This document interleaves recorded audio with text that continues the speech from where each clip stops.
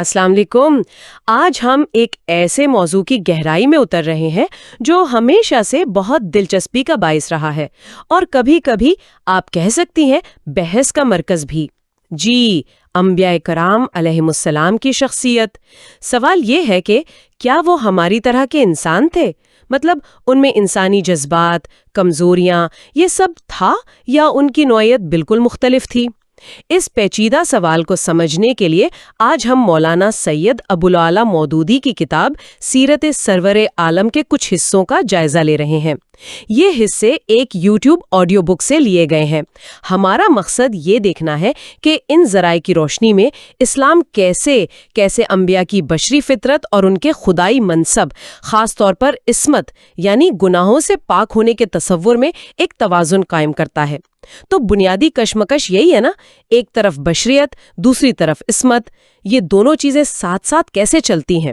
آئیے مولانا مودودی کی تشریحات کی روشنی میں اسے ذرا دیکھتے ہیں۔ تو سب سے پہلے بالکل بنیادی بات، انبیاء انسان ہی تھے۔ مولانا مودودی اپنی کتاب میں یہ واضح کرتے ہیں کہ کوئی بھی انسان چاہے وہ نبی ہی کیوں نہ ہو، ہر لمحے کمال کے اس انتہائی بلند معیار پر نہیں رہ سکتا۔ کبھی کبھی کسی شدید جذباتی لمحے میں ایک نبی بھی اتنے بلند مرتبے کے باوجود لمحہ بھر کے لیے اپنی انسانی فطرت سے مغلوب ہو سکتا ہے۔ جیسے وہ حضرت نوح علیہ السلام کا واقعہ ہے نا، جب بیٹا ڈوب رہا تھا تو ایک باپ کے جذبات، ان کا ابھر آنا فطری تھا۔ جی، یہ نکتہ بہت اہم ہے، اور یہیں سے عصمت انبیاء کا جو صحیح مفہوم ہے وہ سمجھنا ضروری ہو جاتا ہے۔ مولانا مودودی کے مطابق عصمت کا مطلب یہ نہیں کہ انبیاء سے کوئی غلطی یا لغزش سرزد ہو ہی نہیں سکتی تھی، یا ان میں گناہ کی صلاحیت ہی ختم تھی۔ نہیں، ایسا نہیں، بلکہ اس کا مطلب یہ ہے کہ انبیاء تمام انسانی تقاضوں، جذبات و احساسات کے باوجود اتنے نیک نفس، خدا ترس اور اللہ سے اتنے گہرے تعلق والے ہوتے ہیں کہ وہ جان بوجھ کر کبھی گناہ کا ارادہ تک نہیں کرتے۔ ان کے دل میں اللہ کی محبت اور اس کا خوف اتنا غالب ہوتا ہے کہ نفسانی خواہشات بے بس ہو جاتی ہیں۔ اچھا، تو مطلب یہ نہیں کہ وہ غلطی سے بالکل پاک تھے، بلکہ ان کا کردار اور اللہ سے تعلق وہ انہیں جان بوجھ کر گناہ سے روکتا تھا؟ بالکل یہی بات ہے۔ اور اگر کبھی نادانستہ طور پر کسی انسانی کمزوری کے تحت ان سے کوئی لغزش ہو بھی جاتی، جسے ہم اجتہادی غلطی کہہ سکتے ہیں، یعنی وحی کی رہنمائی کے بغیر اپنی سمجھ سے فیصلے میں کوئی چوک، تو اللہ تعالیٰ فوراً وحی جلی یعنی بالکل واضح اور براہ راست وحی کے ذریعے ان کی اصلاح فرما دیتا تھا۔ انہیں اس غلطی پر قائم نہیں رہنے دیا جاتا تھا۔ یعنی اللہ کی طرف سے ایک فوری کورس کریکشن کا نظام تھا، سمجھے؟ آپ اسے یوں سمجھ سکتے ہیں۔ جی، اور اس کی وجہ بھی کتاب میں بیان ہوئی ہے۔ نبی کی ذرا سی لغزش بھی، وہ صرف ایک فرد کی غلطی نہیں ہوتی، وہ پوری امت کی گمراہی کا باعث بن سکتی ہے۔ اگر وہ سیدھے راستے سے سمجھیں، بال برابر بھی ہٹ جائیں، تو ان کی پیروی کرنے والی امت میلوں دور بھٹک سکتی ہے۔ اسی لیے اللہ تعالیٰ ان کی فوری اصلاح کا انتظام فرماتا تھا۔ حضرت نوح علیہ السلام کی مثال جو آپ نے دی، وہ اسی کی بہترین وضاحت ہے۔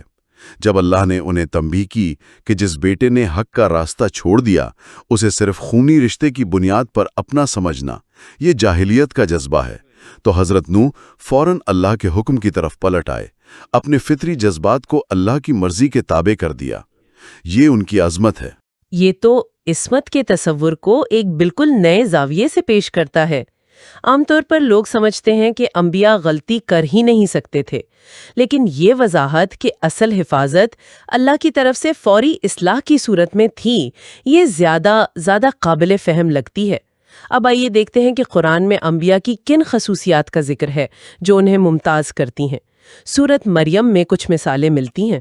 جی، سورۃ مریم میں کئی انبیاء کا ذکر ہے اور ان کی خاص صفات بیان ہوئی ہیں۔ مثلاً حضرت ابراہیم علیہ السلام کے لیے فرمایا، بے شک وہ ایک راست باز، صدیق انسان تھا اور ایک نبی تھا۔ حضرت موسیٰ علیہ السلام کے بارے میں، وہ ایک چنا ہوا مخلص بندہ تھا اور رسول نبی تھا۔ حضرت اسماعیل علیہ السلام کے لیے آتا ہے، وہ وعدے کا سچا صادق الوعد تھا اور رسول نبی تھا، اور یہ بھی کہ وہ اپنے گھر والوں کو نماز اور زکوٰۃ کا حکم دیتا تھا اور اپنے رب کے نزدیک پسندیدہ تھا۔ حضرت ادریس علیہ السلام کو راست باز انسان اور نبی کہا گیا، اور بلند مقام عطا کرنے کا ذکر ہے۔ ان صفات میں کیا چیز مشترک نظر آتی ہے؟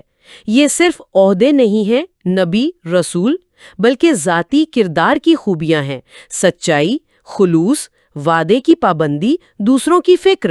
بالکل، ان مثالوں سے یہی ظاہر ہوتا ہے کہ نبوت صرف ایک منصب نہیں تھا، بلکہ ان شخصیات میں وہ گہری اخلاقی اور روحانی خوبیاں موجود تھیں جن کی بنا پر اللہ نے انہیں چنا۔ سچائی، اللہ کے لیے اپنے آپ کو خالص کر لینا، پیغام پہنچانے کی ذمہ داری کا احساس، اور نہ صرف قوم بلکہ اپنے گھر والوں کی بھی دینی رہنمائی کا عزم۔ کتاب میں سورت مریم کی آیت 58 کا بھی حوالہ دیا گیا ہے، جس میں ان برگزیدہ ہستیوں کی کیفیت بیان کی گئی ہے کہ جب رحمان کی آیات ان کو سنائی جاتی تو وہ روتے ہوئے سجدے میں گر پڑتے تھے۔ یہ ان کے دل کی نرمی، اللہ کے سامنے ان کی عاجزی اور گہرے تعلق کو ظاہر کرتا ہے۔ یعنی ان کا کردار اور ان کا اللہ سے تعلق، یہی ان کی اصل پہچان تھی۔ اب ذرا سورۃ الانبیاء کی طرف چلتے ہیں۔ وہاں بھی کئی انبیاء کے واقعات ہیں۔ کیا وہاں بھی ہمیں ان کی بشریت اور اللہ کی مدد کے پہلو نظر آتے ہیں؟ جی بالکل، سورۃ الانبیاء تو اس حوالے سے بہت ہی اہم ہے۔ اس میں کئی انبیاء کے قصے ہیں جو ان کی انسانی حیثیت اور اللہ پر ان کے توکل کو واضح کرتے ہیں۔ مثلاً حضرت ابراہیم اور حضرت لوط علیہ السلام کو ظالم قوموں سے بچا کر برکت والی سرزمین یعنی فلسطین کی طرف لے جانا، پھر حضرت ابراہیم کو بڑھاپے میں حضرت اسحاق اور حضرت یعقوب علیہ السلام جیسے صالح بیٹے عطا کرنا، ان سب کو امام بنانا جو اللہ کے حکم سے لوگوں کی رہنمائی کرتے تھے، انہیں نیک کاموں، نماز اور زکوٰۃ کی وحی کرنا، اور آخر میں یہ اہم جملہ کہ وہ ہمارے عبادت گزار بندے تھے، کانو لنا عابدین، یہ ان کی کامیابی کی اصل وجہ بیان کرتا ہے۔ ان واقعات میں اللہ کی مدد بہت نمایاں ہے، جیسے حضرت لوط کو اس بستی سے بچانا جو بدکاریوں میں مبتلا تھی۔ کیا اس سے یہ تاثر نہیں ملتا کہ وہ شاید عام انسانوں سے بہت مختلف تھے جن کے لیے ایسے معجزے ہوتے تھے؟ یہ ایک اہم سوال ہے۔ مولانا مودودی کی تشریح کے مطابق ان واقعات کو بیان کرنے کا مقصد یہ دکھانا نہیں کہ انبیاء کوئی مافوق الفطرت مخلوق تھے، بلکہ یہ ظاہر کرنا ہے کہ وہ شدید مشکلات اور خطرات میں بھی صرف اور صرف اللہ پر بھروسہ کرتے تھے، اور اللہ نے ان کی مدد کی۔ ان کا اللہ کا عبادت گزار بندہ ہونا، یہی ان کی نجات اور کامیابی کی کنجی تھا۔ یہ اللہ کی قدرت کا اظہار ہے، نہ کہ انبیاء کی ذاتی الوہیت کا۔ یہ اصل میں ان کی بشریت اور اللہ پر انحصار کو مزید پختہ کرتا ہے کہ وہ خود اپنی حفاظت یا کامیابی کے ذمہ دار نہیں تھے، بلکہ اللہ کے فضل کے محتاج تھے۔ ٹھیک، یہ وضاحت اہم ہے۔ اسی صورت میں حضرت نوح علیہ السلام کا دوبارہ ذکر ہے۔ ان کی پکار، اللہ کا قبول کرنا، انہیں اور ان کے گھر والوں کو کرب عظیم یعنی بڑی مصیبت سے نجات دینا، اور جھٹلانے والی قوم کے مقابلے میں مدد کرنا، اور پھر اس قوم کو غرق کر دینا، یہ بھی اللہ کی قدرت اور نبی کی دعا کی قبولیت کا مظہر ہے۔ جی ہاں، اور پھر اسی سلسلے میں وہ مشہور واقعہ آتا ہے جو بشریت کے پہلو کو اور بھی واضح کرتا ہے۔ حضرت داؤد اور حضرت سلیمان علیہ السلام کا ایک مقدمے کا فیصلہ۔ ہاں، وہ کھیت اور بکریوں والا واقعہ، وہ تو بہت دلچسپ ہے۔ کیا آپ اس کی تفصیل اور اس سے نکلنے والے سبق پر ذرا روشنی ڈالیں گے؟ ضرور۔ واقعہ یہ تھا کہ کچھ لوگوں کی بکریاں رات کو کسی دوسرے شخص کے کھیت میں گھس گئیں، فصل خراب کر دی۔ مقدمہ حضرت داؤد علیہ السلام کے پاس آیا۔ انہوں نے فیصلہ دیا کہ کھیت کے نقصان کے بدلے میں بکریاں کھیت والے کو دے دی جائیں۔ لیکن اللہ تعالیٰ نے اس معاملے میں صحیح فیصلہ حضرت سلیمان علیہ السلام کو سمجھا دیا، جو ابھی نوجوان تھے۔ انہوں نے تجویز دی کہ بکریاں کھیت والے کو عارضی طور پر دی جائیں تاکہ وہ ان کے دودھ اور اون سے فائدہ اٹھائے، اور کھیت بکریوں کے مالکوں کو دیا جائے تاکہ وہ اسے ٹھیک کر کے پہلے جیسی حالت میں لائیں۔ جب کھیت ٹھیک ہو جائے تو دونوں اپنی اپنی چیزیں واپس لے لیں۔ یہ تو بڑا حکیمانہ فیصلہ لگتا ہے، لیکن اس سے سبق کیا ملتا ہے؟ کتاب میں اس واقعے کا مقصد یہ بیان کیا گیا ہے کہ یہ ذہن نشین کرایا جائے کہ انبیاء نبی ہونے اور اللہ کی طرف سے غیر معمولی صلاحیتیں پانے کے باوجود تھے انسان ہی۔ ان میں الوہیت یعنی خدائی صفات کا کوئی شائبہ تک نہیں تھا۔ اس خاص مقدمے میں حضرت داؤد علیہ السلام کی طرف وحی نہیں آئی تھی، اور انہوں نے اپنی سمجھ اور اجتہاد سے فیصلہ کیا جس میں چوک ہو گئی۔ یہ تھی اجتہادی غلطی، یعنی وحی کی غیر موجودگی میں انسانی فہم کی بنیاد پر فیصلے میں ہونے والی لغزش۔ اللہ نے حضرت سلیمان علیہ السلام کو صحیح فیصلہ سمجھا دیا۔ اہم بات یہ ہے کہ قرآن کہتا ہے ہم نے دونوں ہی کو حکمت اور علم عطا کیا تھا، حکمن و علمن۔ یہ واقعہ کسی ایک نبی کی دوسرے پر برتری ثابت کرنے کے لیے نہیں ہے، بلکہ یہ بتانے کے لیے ہے کہ انبیاء بھی وحی کی رہنمائی کے بغیر فیصلہ کرنے میں غلطی کر سکتے تھے، جو ان کی بشریت کی دلیل ہیں۔ یعنی ایک نبی کا فیصلہ دوسرے نبی کے ذریعے درست کیا گیا، اللہ کی ہدایت سے۔ یہ تو بشریت کا بہت واضح ثبوت ہے۔ اس سے یہ بھی پتہ چلتا ہے کہ اللہ جسے چاہے خاص فہم عطا کر سکتا ہے۔ بالکل۔ اور اسی ضمن میں آگے حضرت داؤد کو دیے گئے دوسرے معجزات کا ذکر ہے، پہاڑوں اور پرندوں کا ان کے ساتھ تسبیح کرنا، ذرا بنانے کی صنعت کا علم، اور حضرت سلیمان کے معجزات، ہوا کا تابع ہونا، جنات یعنی شیطانوں سے کام لینا۔ یہ سب بتا کر یہ واضح کیا جا رہا ہے کہ یہ صلاحیتیں ان کی ذاتی نہیں تھیں، بلکہ اللہ کی طرف سے عطا کردہ تھیں، اور اللہ ہی ان سب کا نگران تھا۔ یہ ان کی الوہیت کی نہیں، اللہ کی قدرت کی نشانیاں تھیں۔ ٹھیک ہے، اب آتے ہیں حضرت ایوب علیہ السلام کی طرف۔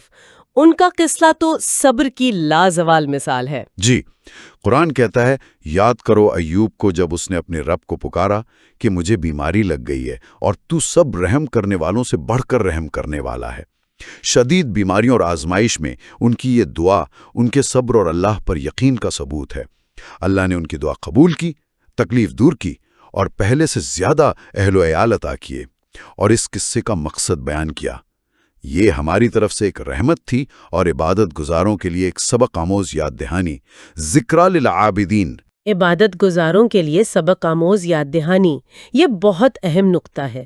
یعنی یہ قصے صرف کہانیاں نہیں، بلکہ ان میں سیکھنے والوں کے لیے گہرے سبق ہیں۔ یقیناً، اسی لیے فوراً بعد حضرت اسماعیل، حضرت ادریس اور حضرت ذوالکفل علیہ السلام کا ذکر کر کے فرمایا کہ یہ سب صابر لوگ تھے، اور اللہ نے انہیں اپنی رحمت میں داخل کیا کیونکہ وہ صالحین میں سے تھے۔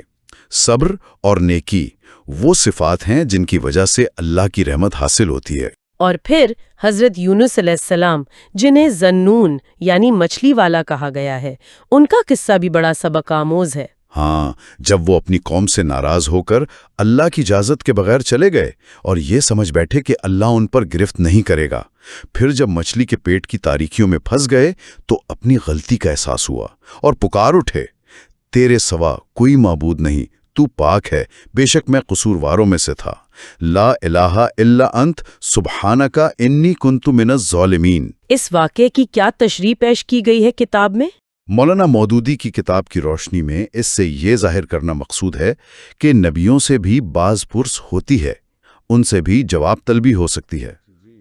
حضرت یونس علیہ السلام سے جب ایک لغزش ہوئی، جو کہ اللہ کے حکم کا انتظار کیے بغیر اپنی ذمہ داری کی جگہ چھوڑ دینا تھی، تو انہیں آزمائش میں ڈالا گیا۔